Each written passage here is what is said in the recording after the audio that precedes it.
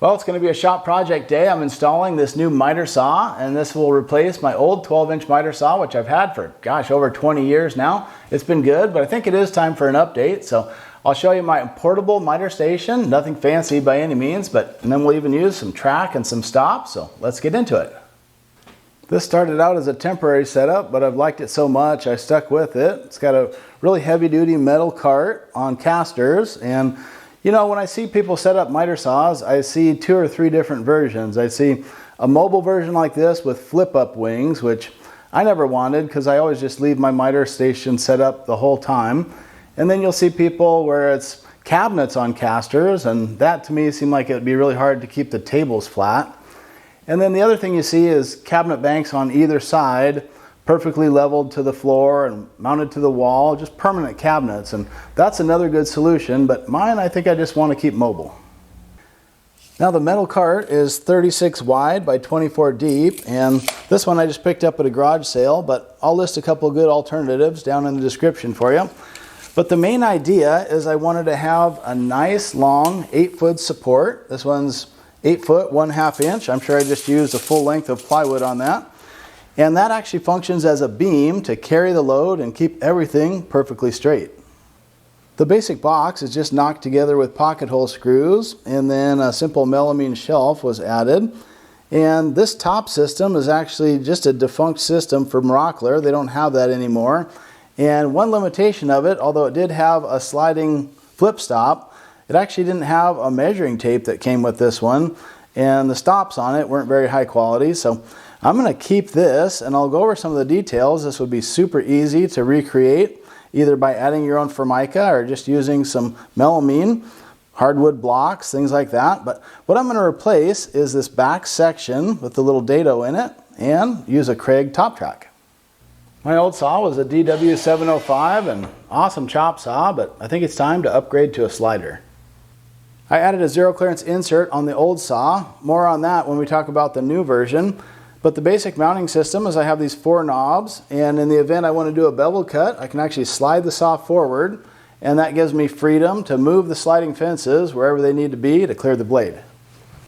I've even got a dust catch bag on this one, fashioned from a fiberglass frame of an old kid's camping tent, but jury's still out if I'm going to reuse that one. Makes a nice place to mount my work light though.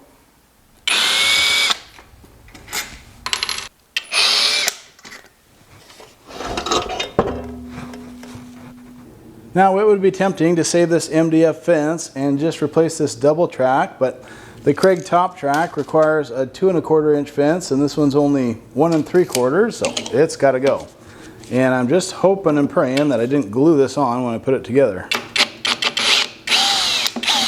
Yeah, we're in luck. It's just a dry fit dado. Nice. And this is set up with a 4-foot section on the left side of the saw and a 2-foot section on the right. That's always been my preferred setup. There we are.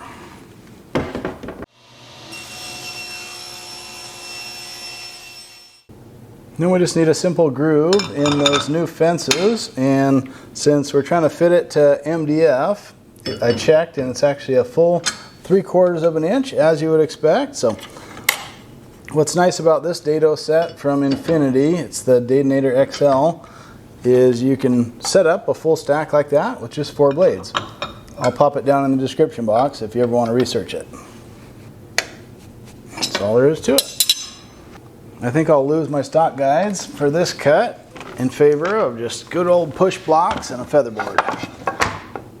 My plywood fence is 4 inches wide, so I've left a 1-inch space between my rip fence and the dado blade. That should give me the required 2 1/4 inch space on the top side.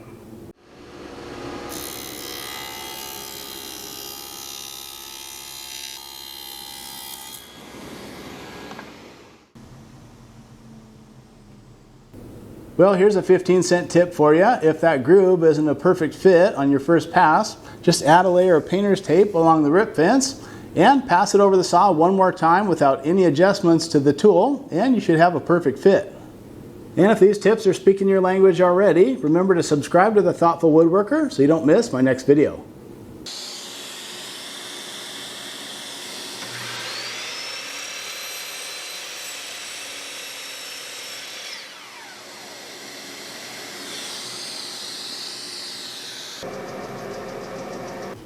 Then we just install those with the same heavy duty screws from the backside, and we're just about done.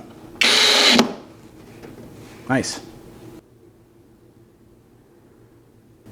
Then it's just a matter of positioning the saw so that it can move every which way without obstruction, and then use a good straight edge to align that aluminum fence with the plywood fence, and go ahead and screw it in place.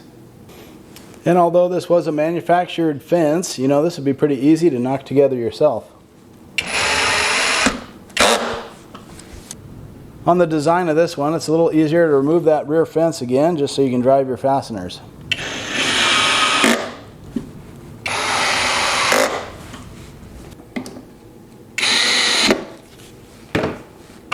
And keep working around to the long extension and fasten that the same way.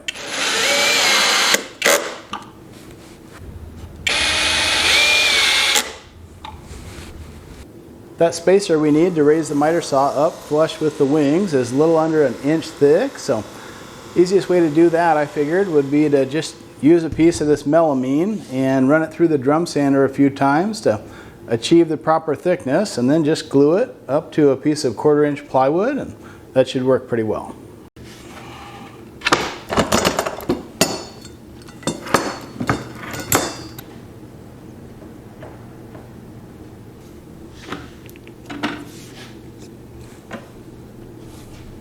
A few clamps and a few cauls, and we should have the perfect thickness spacer for that miter saw station.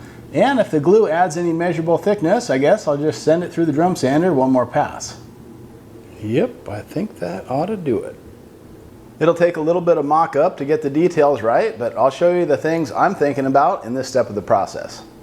I've got my spacer cut to rough size and a nice straight edge across the top here. And I noticed that I can still fit about a 15 thou feeler gauge under both sides, so I'll wind up running that spacer through the drum sander, probably 2 more passes. I've also drilled 4 holes, and that'll help me locate threaded inserts below. The whole idea is just to lock this spacer in the correct position on the shelf below. I'll also probably knock these corners off and maybe edge band things a bit to tidy it up. And maybe just a dab of 2-part epoxy on those threaded inserts to make sure they never back out. A little bit of carnage from my previous saw mounts, but really no harm done. We'll get these driven in and be really close to the finish line. It's funny how when you don't have your miter station set up, you always need to make a miter cut, but I've got mine with shadow line lights. It's kind of like a laser attachment, but it just gives you a really clear picture of where the saw is going to cut.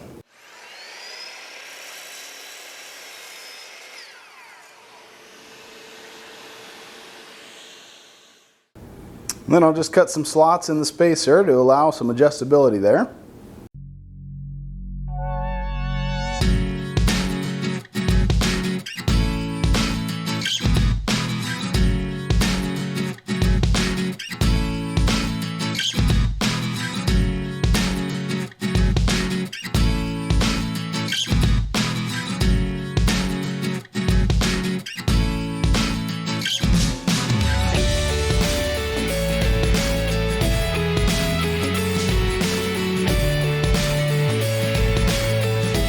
So it looks like I just barely had enough room for those same knobs that I had made, and then the saw just screws down to the spacer, so that'll work out pretty good.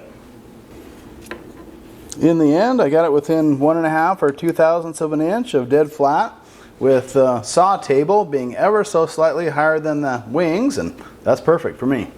Next, it's just a matter of mounting that top track, and Kreg was pretty smart the way they designed this. The space in there is actually 23/32, which is great if that's the dimension of your ply. Mine's a little undersized, it's more like 11/16, so I had to put 2 or 3 strips of blue painter's tape in there, just so that it wasn't proud of the front of that fence.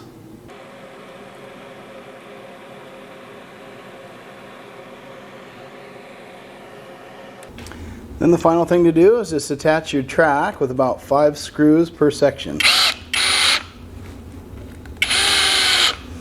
And I really like with this system how not only the aluminum track, but also that groove against the straight edge of this MDF shelf, all those work together just to keep this fence nice and straight.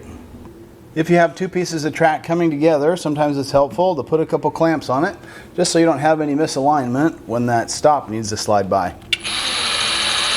There we go. Yeah, that feels just fine. Last thing to do is just add that measuring tape. And this may be the only tricky part of the whole install because there's an offset to consider on that tape measure, but basically what you want to do is make yourself a 24-inch long by 3-inch wide board and make a mark where that ends on your track, and then we'll get that situated, but it's actually not right on the 24 mark.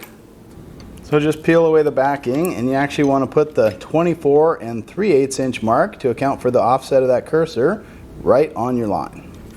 There we go. Then just peel the backing as you go and install the rest of the tape. I've installed so many of these around the shop, I've learned that I actually like to trim it not quite as long as the track, a little bit shorter, just so there's no sharp edges, and tin snips work great for that. I actually can't believe that this was the last station that I set up this way. This is kind of where it's designed to go after all, but you gotta have this at your miter station. Nice. It's always kind of nerve-wracking to include that offset, but that's just on account of the cursor. That actually got me to within a 32nd of an inch of accurate, but any final adjustment is just done with the cursor itself, so looks like we're spot on. And now for a flip stop tip. I've occasionally heard people complain that these Kreg flip stops have a little bit of slop to them, and you know, if you have that loose enough so that you can put a board underneath it like that, I suppose they could have about a 32nd of an inch of slop or lateral play. But if you just tighten this bolt kind of snug to the point where you can't easily slide a board under it, but you can still easily lift it with your hand, that's the perfect amount of tension to get a nice rigid stop. And I tell you, this is the one I use all the time. I do have some of these production stops as well, but I just never use them. So if you're only going to invest in one stop, it would definitely be the flip stop for me.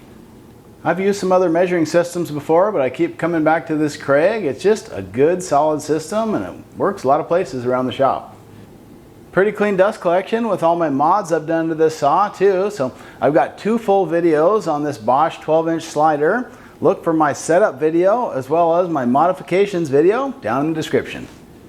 And I'm already starting to see the benefits of that axial glide system, so I can put that right up against the shop wall. So final analysis on this, I would have to say it's really annoying to be without a chop saw in the shop even for a day because I got scraps piling up. I didn't realize how much I use this just for trimming scraps to go to the wood recycler or in the garbage. So just a super handy tool, especially when you step up to like a sliding version like this. So any of the tools or video resources that I've mentioned here will be down in the description box if you're doing a little research yourself. But thanks for joining me. I hope to see you next Saturday. Remember to give me a thumbs up if you like this particular topic, and please subscribe to The Thoughtful Woodworker. Love to have you on board.